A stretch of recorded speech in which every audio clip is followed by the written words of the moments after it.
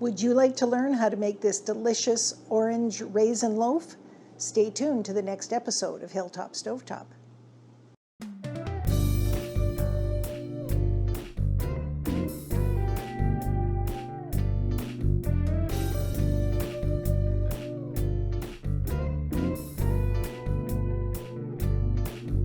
Hello and welcome back to Hilltop Stovetop, the show where we're teaching you how to make great meals in an ordinary kitchen. Today we're going with an old family favorite, which is orange and raisin loaf. And you can tell how old it is by just looking at this recipe card, and I'll hopefully get a decent shot of that. My mother always used to say if you weren't sure what to bake, you go to the most worn out cookbook and you find the dirtiest recipe, and that's got to be a good one, and that is definitely the case with this one. I should probably one of these days write it out again because it's getting kind of hard to read. Anyway, this is a fairly easy one to make, provided you have either a food processor or a meat grinder.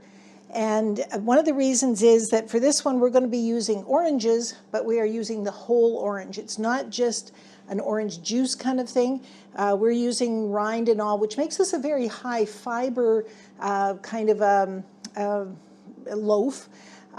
So kind of replacing your bran muffins for your morning routine is a good one for this. But we're going to start off by getting our dry ingredients, and then we can kind of set them off to the side.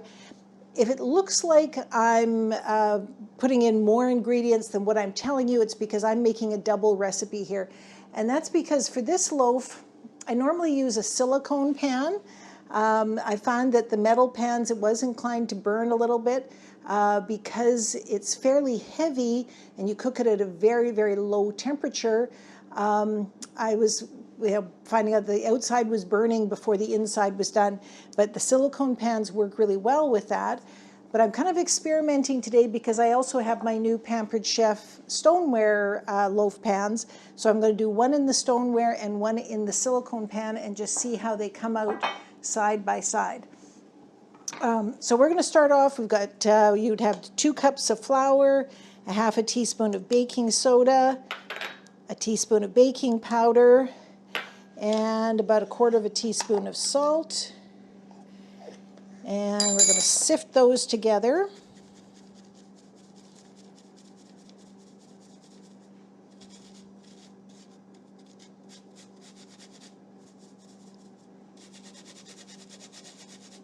Salt didn't want to go through there very well. Okay, so there's the dry ingredients ready. And now for our wet ingredients, we're going to start off with our oranges. And we're going to start off by I've washed them because we are using the peel. And I'm just going to cut away any parts, because this is kind of an off season for oranges. So I'm going to just cut away the browns, or the dried spots, I will say. And we're going to cut the stem end off on both ends. And then I'm going to cut it in half. And I've got a measuring cup here. Now this calls for 1 large orange. Because I'm doubling up the recipe, I'm using 3 kind of medium-sized ones. And I've got my new orange squeezer. This is the first time I've tried this, so we'll see how this works.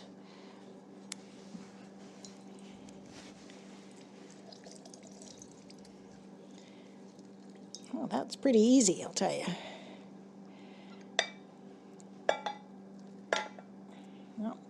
Got most of it. And then we're going to take the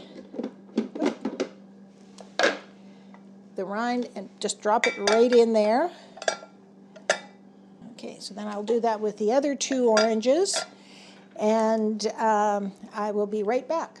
Okay, so we're back. I've got all of our oranges squeezed out, and that's given us about 3/4 of a cup of juice.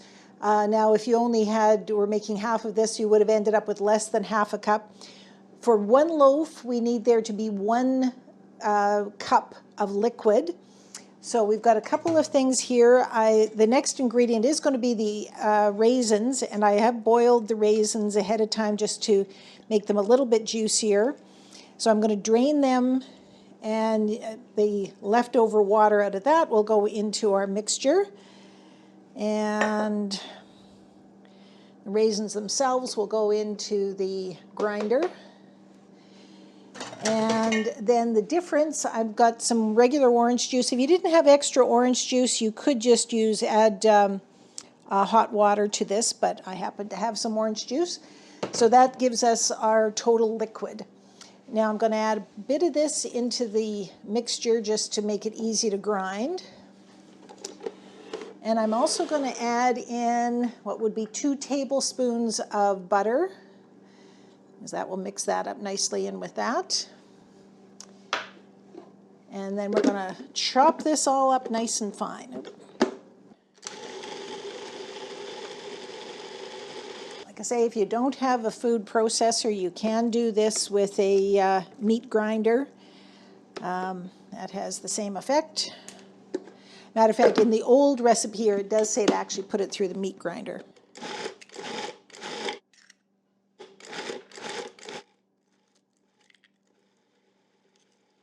And these little things want to stick.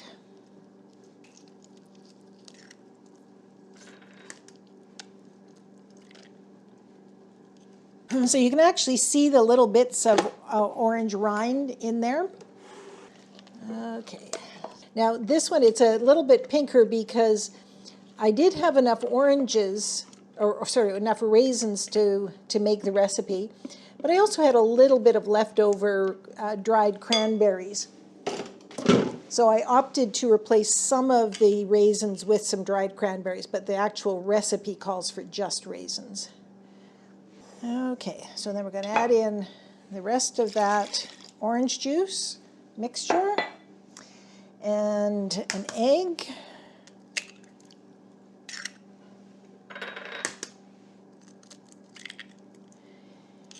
And I will put the recipe in the description down below here. And then a cup of white sugar. And we want there to be fiber in this, but not big chunks like that. Okay, now we've got our dry ingredients, and we're going to add those in.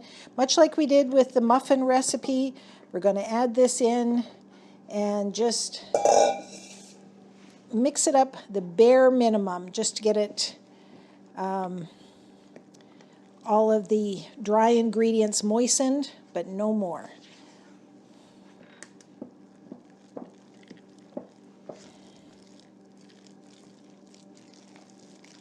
There we go.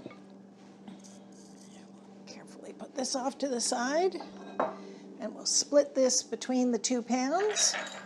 Yep.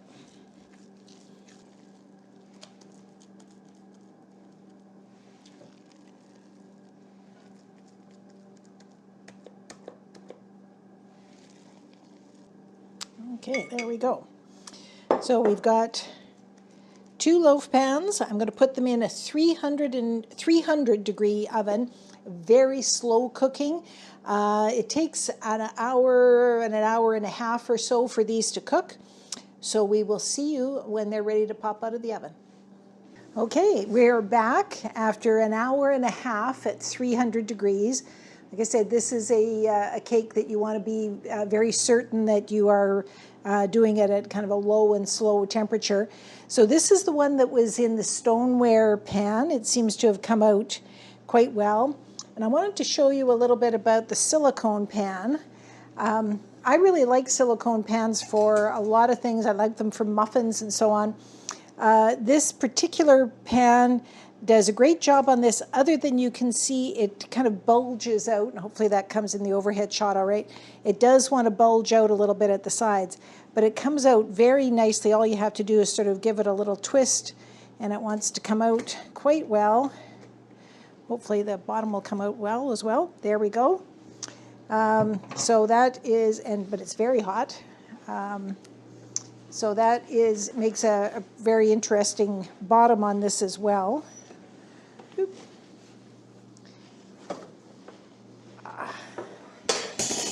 There we go. So now I'm just going to slice one out of this so you can see what it is like.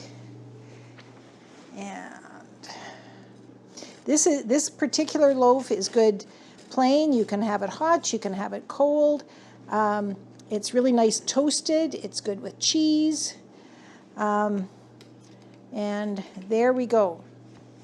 So depending on what system you would use to grind it with, that will determine how coarse those orange peels are. But it smells amazing. There's so much orange in this, and the orange peel gives it that extra zing. So I hope you enjoyed today's video where we made this orange raisin loaf, and that you'll remember to like and subscribe, and we'll see you at the next episode. Bye-bye for now.